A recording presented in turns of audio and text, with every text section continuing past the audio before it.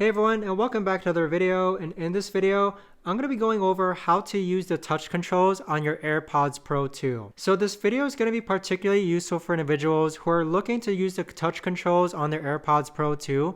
How do you actually use them to their maximum benefit? Now this video is also going to be short, sweet, and simple, guys. There's not going to be a lot of steps involved.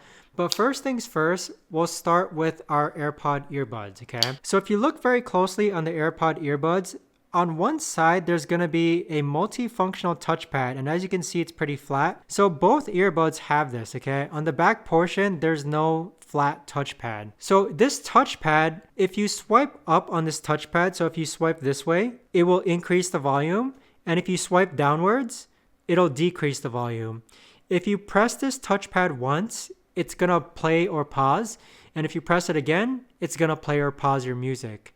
Now, to skip forward to the next song, you just need to double tap this multifunctional pad. So double tap will skip to the next song, and then triple tap will skip backwards to the previous song. So both your Apple AirPods Pro 2 touchpads function the same way. So as you can see, we have that flat multifunctional touchpad right here. If you press it once, it's pause. If you press it again, it's play. Double tap means skipping to the next song, and then triple tap means skipping to the previous song. Now, as far as the AirPods Pro case goes, this is what it looks like, and depending on what type of case you have, it either charges via Lightning cable or USB-C cable. Now, with this case, if you open up the case and press and hold this button, you're going to turn it into Bluetooth pairing mode. If you press and hold it for 15 seconds, you are going to reset your AirPods Pro 2. But that is essentially how to use the touch controls on your AirPods Pro 2.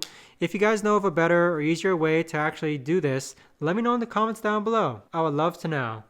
Thanks so much for watching, everyone, and I'll see you guys all in the next video.